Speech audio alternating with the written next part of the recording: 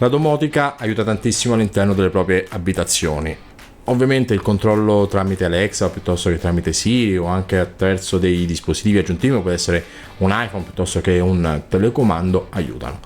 Ma la cosa migliore non sarebbe forse quella di poter automatizzare il più possibile tutte quelle attività, tutte quelle routine che comunque compiamo ogni giorno? Ne parliamo subito dopo la sigla.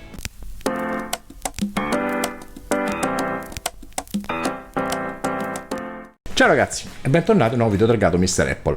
Prima di iniziare con l'argomento di oggi vi ricordo di iscrivervi al canale e di attivare la campanella delle notifiche per non perdere nessun video. Eccoci tornati a un nuovo video dedicato al mondo Z-Wave.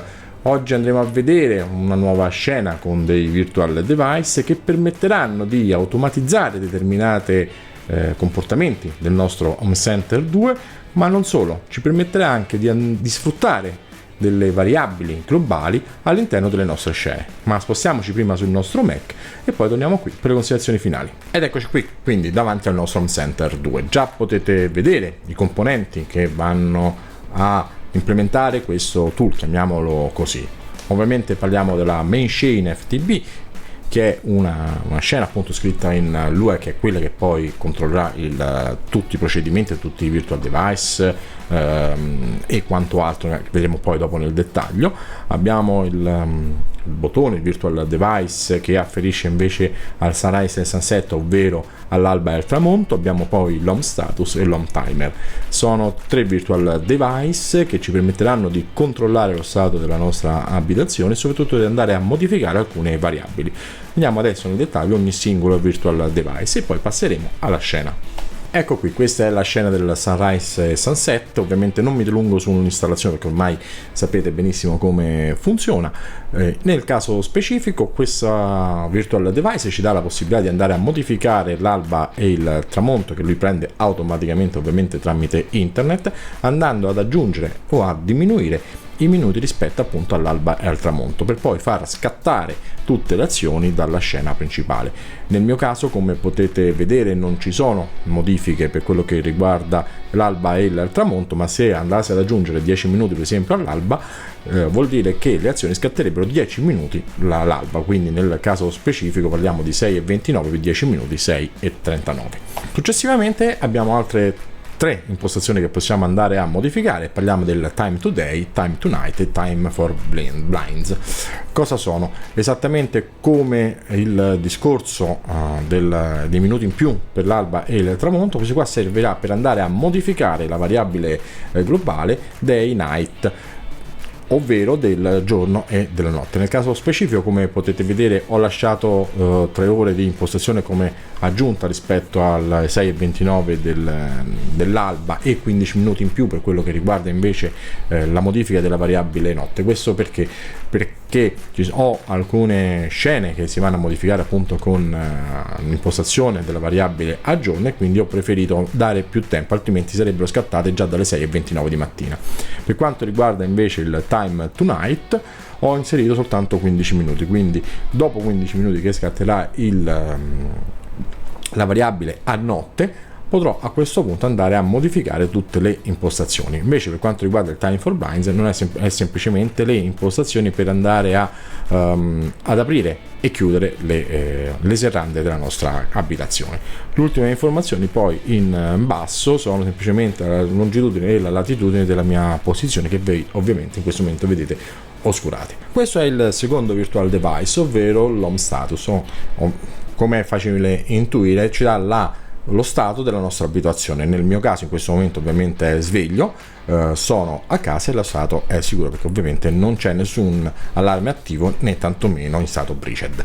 Da qui potremo andare a modificare le variabili di riferimento, quindi sleep state potremo andare a cambiare manualmente in sleep, potremo andare a modificare anche il present state, così come tutte le house alarm, in base ai bottoni che sono presenti qui all'interno del nostro virtual device. Ovviamente ci viene anche indicato qual è lo stato attuale. Infatti, come potete vedere, in questo momento lo stato dell'allarme è disarmed. Una piccola precisazione: tutte le variabili le ho lasciate in inglese, ma possono essere comunque modificate e messe in italiano, però bisogna andare anche a modificare poi dopo tutte le impostazioni all'interno dei vari virtual device per poterli andare a fare la mappatura tra inglese e italiano. Io, per evitare tutti questi problemi, ho preferito lasciare tutto in inglese. Inoltre, oltre ovviamente allo stato della casa, sleep state, c'è anche la possibilità di andare ad impostare in demo mode tutta questa funzione. Quindi cosa succederebbe? Che se andiamo ad andare a modificare una singola variabile manualmente, non avrebbe poi dopo azione effettiva su tutto quello che viene scatenato dalla scena principale. Ovviamente questo è utile se noi vogliamo andare a inserire manualmente una singola variabile, quindi andare a settare ad armed piuttosto che disarmed il nostro allarme, oppure che siamo in vacanza o fuori casa o in casa. Oppure potremo andare anche a modificare, come nel mio caso, queste variabili attraverso altre scene. Vediamo adesso comunque il terzo ed ultimo virtual device. Ecco qui l'home timer, possiamo semplicemente dire lo stato puntuale del nostro sistema, ovvero nel caso specifico potete vedere darkness light perché comunque è giorno, poi quando diventerà notte diventerà ovviamente dark. Poi qui c'è un'altra variabile, il time of day, ovvero se è diciamo giorno oppure notte o diviso tra mattina e pomeriggio. Inoltre possiamo andare anche a vedere quello che sono la stagione, il giorno della settimana e il mese, e andarlo anche qui andare a modificare manualmente. Questo perché potremo andare ad impostare velocemente una determinata variabile e far scattare tutte le azioni. Ed ecco qui la scena vera e propria, il cuore di questo tool, quello che andrà a scatenare tutto quanto.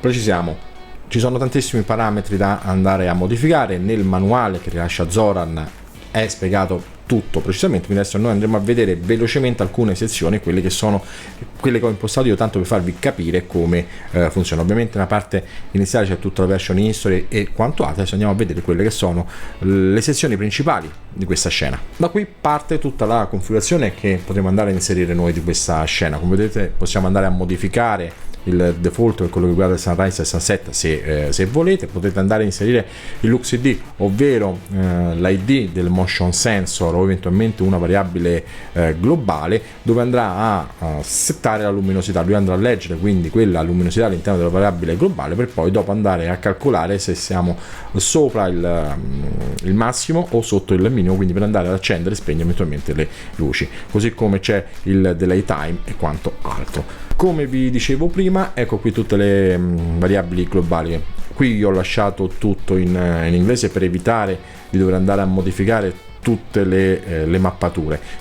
Come potete vedere, sleep uguale a sleep, wake uguale a wake. Qui in questo caso avremmo dovuto mettere sleep uguale a dormie o sonno, quello che vogliamo, e wake invece sveglio, così come Sunday, domenica, lunedì, martedì e quanto altro. E poi questo ovviamente per anche tutti i mesi e tutte le stagioni, non solo all'interno della scena ma anche all'interno poi dei bottoni dei virtual device stessi. Ecco qui, quindi questa è una sezione che io ho configurato. Vediamo velocemente. Run VD Repeat ID è l'ID ovviamente del virtual device che dovrà essere premuto, o meglio i singoli bottoni del virtual device. Il 243 perché ho un solo virtual device. Per quanto riguarda il repeat button è il numero del bottone 1, 2, 3, 4, 5, 6 perché ho 6 pulsanti, e il time ogni quanto questo deve essere premuto. Nel mio caso 1 minuto il primo bottone e gli altri ogni 5 minuti. Gli altri due parametri sono per l'invio delle notifiche. Ogni volta che viene premuto il pulsante, ovviamente a 0 non le invia, a 1 invece andrà ad inviare. Il repeat count è ovviamente il conteggio per quello che riguarda la pressione dei bottoni, e poi se deve essere lanciato questa pressione dei bottoni quando riavviamo il nostro Home Center 2. Questa sezione invece è quella per andare a decidere a che ora andare a premere i pulsanti del nostro virtual device. È simile alla sezione ovviamente precedente, solo che quella va a essere premuta ogni tot tempo, quindi un repeat in base ai minuti. Qui invece andremo a decidere in maniera puntuale quando far scattare la pressione del bottone. Nel mio caso ho due pulsanti, il 34 e il 108, e all'interno del pulsante stesso del virtual device il quinto per quello che riguarda il 34 e il numero 11 per quello che riguarda il 108. E sotto ovviamente quando questi devono essere premuti, alle 13 e alle 7. Per la precisione è per quanto riguarda l'invio delle notifiche per il tempo. Sotto ovviamente dovremo andare anche a decidere se deve essere comunque attivo per tutte le settimane o meno, o meglio per tutti i giorni della settimana o meno. Ovviamente questa main chain ha tantissime altre opzioni, come vi dicevo. Il manuale è completo, è molto esplicativo e comunque all'interno del forum troverete sempre l'aiuto da parte di Zoran se avete qualche problema. Questa era semplicemente una piccola dimostrazione, o meglio una piccola spiegazione di quello che può fare questo tipo di scena. Ma a questo punto torniamo alle conclusioni finali. Eccoci qui, tornate alle considerazioni finali. Avete visto quindi di che cosa si compone questo tool, quindi una scena contro il virtual device. Per quello che riguarda la scena, anche se all'inizio può sembrare complessa da configurare, una volta capito il ragionamento è sicuramente molto semplice. Ci permetterà di andare a schedulare determinate attività sia per quanto riguarda ogni tot minuti, ma anche a determinati orari ben precisi. Ma non solo. Tramite ad esempio il GPS potremo fare eseguire determinate operazioni. Ad esempio non ci trova più all'interno di un raggio del GPS, a questo punto non siamo in casa e potrà far scattare determinate attività, come per esempio inserire l'allarme, chiudere le finestre piuttosto che spegnere tutte le luci. Al momento in cui torniamo ovviamente all'interno del raggio del GPS, effettuare le operazioni inverse, ovviamente questo sempre se vorrete farlo.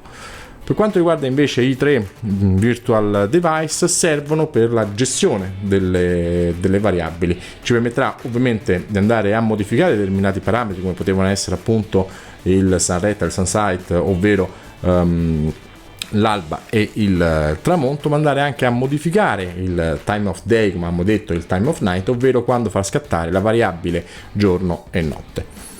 Sono virtual device che non devono essere configurati, se non ovviamente quello per quel che riguarda il nome e la stanza, ma niente di più.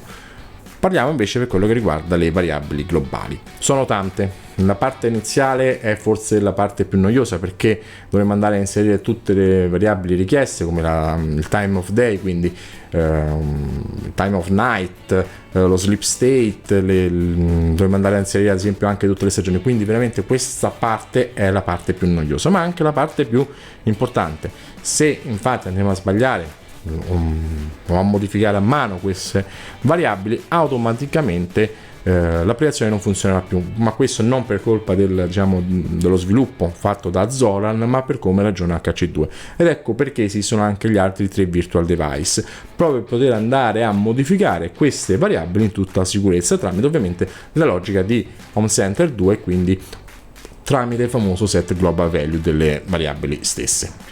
Io utilizzo ormai questa scena da svariati mesi senza nessun tipo di problemi. Utilizzo ovviamente la scena per andare a far attivare determinati virtual device, ma non solo. Utilizzo anche le variabili globali di questa scena in altre scene mie, ad esempio per quello che riguarda la scena con cui utilizzo per entrare e uscire da casa, per andare a modificare tutte le variabili, ma non solo. Utilizzo se sono sveglio piuttosto che sto andando a dormire, per andare a modificare la luminosità delle lampadine quando vado ad attivare tramite il movimento del motion sensor. Quindi ormai utilizzo queste variabili anche in tantissime altre scene di mio uso e consumo. Non ha mai avuto nessun tipo di problemi. Per quanto riguarda l'utilizzo delle variabili con altre scene, è praticamente immediato la modifica e quanto altro, e quindi sicuramente per le mie necessità è molto utile. Vi consiglio di provarla, anche se forse la configurazione iniziale, come dicevo, è un po' noiosa e probabilmente anche complesso da capire inizialmente come andare a mettere i vari valori, ma comunque c'è un debug all'interno del main loop che ci aiuterà. Basterà semplicemente andare ad attivare le 2 variabili var debug ed ex debug in true e avremo praticamente il dettaglio di tutto quello che succede all'interno di questa scena. A questo punto non mi resta che salutarvi, vi ringrazio di avermi seguito fino ad ora. Se il video vi è piaciuto mettete un like e condividetelo, e noi ci vediamo a un prossimo video. Ciao ragazzi!